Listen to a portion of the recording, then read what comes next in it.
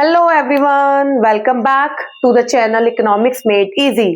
तो सभी कैसे हैं कमेंट सेक्शन में जरूर बताएं। मैं अच्छी हूँ। Last class chapter 1 macro economics की हमने स्टार्ट की थी, इंट्रोडक्शन की, जिसके 2 पार्ट थे। आज चैप्टर 2 बेसिक कंसेप्ट समझाने जा रही हूँ, जिसमें पार्ट 1 में मैंने वीडियो बनाई है गुड्स के ऊपर। तो आप सभी ने वो वीडियो देखी होगी। आई होप आप सबको अच्छी लगी होगी वो वीडियो, सबने पढ़ा भी होगा और अच्छे से तैयारी भी कर ली होगी उस टॉपिक की। नेक्स्ट चैप्टर पे, नेक्स्ट टॉपिक पे चलते हैं, जिसमें हम पढ़ेंगे कि गुड्स क्या होते हैं। तो बच्चों, मैं आपको ये बता दूं कि गुड्स क्या होते हैं। ये जितनी भी चीजें जो हमारे आसपास आप देख रहे हैं, ये मेरा मार्कर, मेरा माइक, बोर्ड, एवरीथिंग जो भी है, फोन, चेयर, ये सारा का सारा गुड्स है। क्या है? इन सबको हम क्या बोलते हैं? गुड्स बोलते हैं। आप सबको ये पता होना चाहिए कि जितनी भी चीजें हमारे आसपास है, जितनी भी चीजें हमारे पास है, उनको क्या बोला जाता है? गुड्स बोला जाता है। तो ये पता होना चाहिए कि एक्चुअली में गुड्स कितने पार्ट में डिवाइड होते हैं। तो गुड्स जो है 2 पार्ट में डिवाइड किए जाते हैं, इंटरमीडिएट गुड्स और फाइनल गुड्स। कितने पार्ट में डिवाइड किए जाते हैं? 2 पार्ट्स में, इंटरमीडिएट गुड्स और फाइनल गुड्स। अब इंटरमीडिएट गुड्स में कोई टाइप नहीं होते, बट फाइनल गुड्स 2 पार्ट में डिवाइड किए जाते हैं, कंजम्पशन गुड्स और फाइनल गुड्स। कितने पार्ट में डिवाइड किए जाते हैं? 2 पार्ट में, कंजम्पशन गुड्स और फाइनल गुड्स। अच्छा, एक चीज और मैं आपको बता दूं कि हमें कैसे पता चलेगा कि गुड फाइनल है ये इंटरमीडिएट है।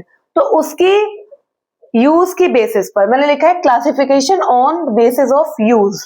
किसके? उसके यूज के बेसिस पर। कैसे? कि हम उस गुड्स को कैसे यूज कर रहे हैं, उसका क्या पर्पस है, ये सारी चीजें डिफाइन करेंगे कि हमारा गुड इंटरमीडिएट गुड है या फाइनल गुड है। फॉर एग्जाम्पल, मिल्क ले लेते हैं। सब जानते हैं दूध। मिल्क मैंने लिया और मैं बाजार से उसे खरीद के लेके आई। अब मैं, क्योंकि एक कंज्यूमर हूं, मैं गुड लेके आई, तो मैं क्या करूंगी? उस गुड को, उस मिल्क को क्या करूंगी? मैं उसको कंज्यूम करूंगी, चाय बनाऊंगी या कॉफी बनाऊंगी या पीऊंगी। तो वो किस में आएगा?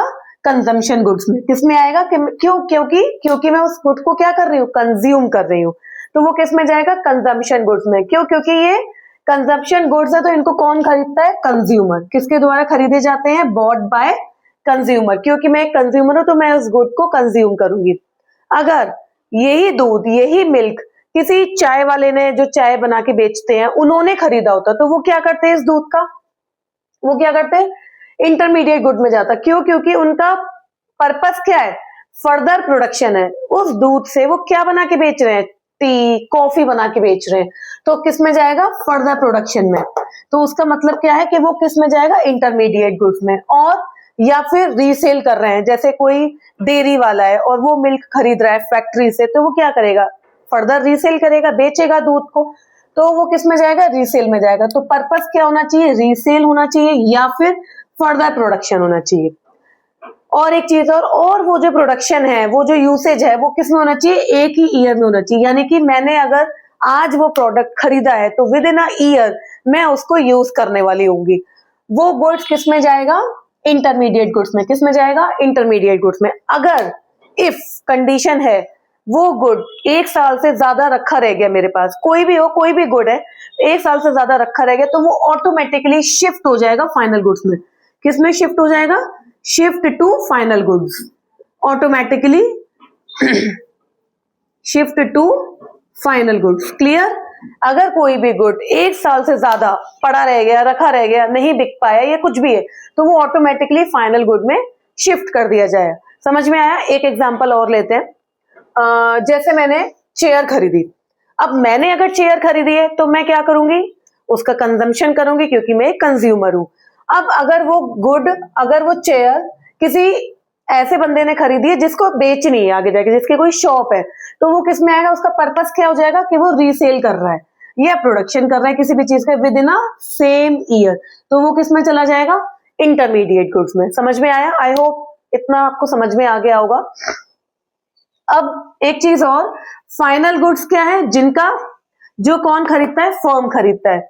Consumption goods bought by consumers, final goods bought by firm. किसी फर्म को प्रोडक्शन करना है। जैसे फॉर एग्जांपल, एक एग्जांपल और लेते हैं। जैसे हमने मिल्क का एग्जांपल ले लिया था, आई होप आपको समझ में आ गया होगा। हमने चेयर का एग्जांपल लिया था। अब मैं एग्जांपल ले रही हूँ प्रिंटर का। प्रिंटर आप सभी जानते हैं प्रिंटर क्या होता है। अब मान के चलिए प्रिंटर एक स्कूल खरीद रहा है।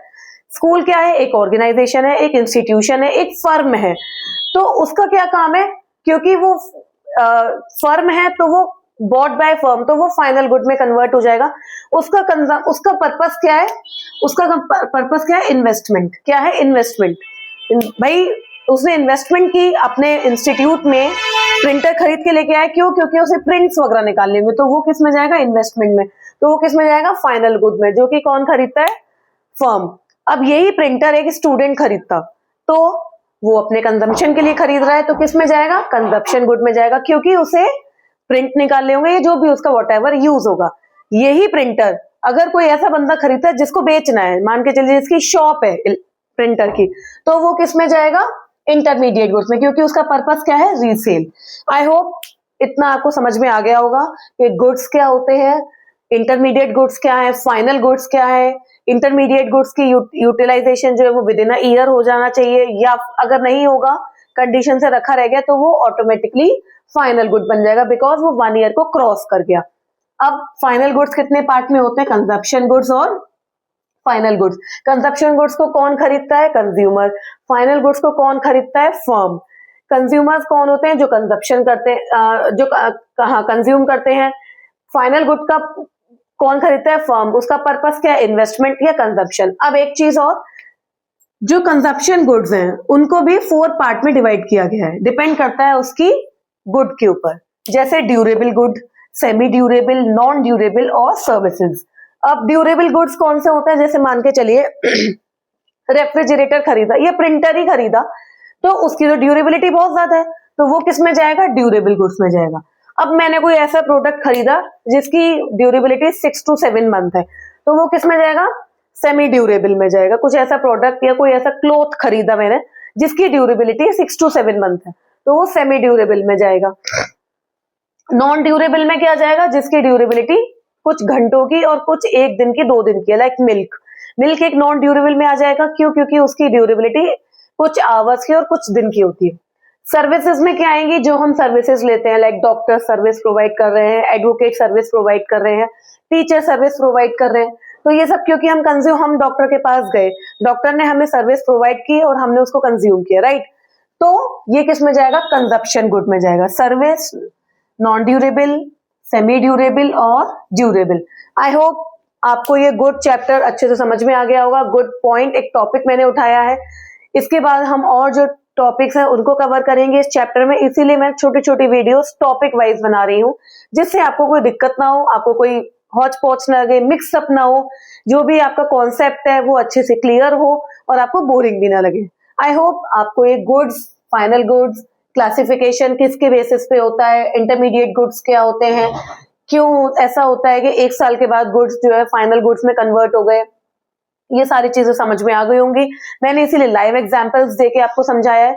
अब आपके पास जो भी बुक है, आप जिस बुक को भी रेफर कर रहे हैं, उस बुक से एक बार इसको पढ़ लीजिएगा। आपको पता होना चाहिए कि बुक किस लैंग्वेज में क्या लिखा है।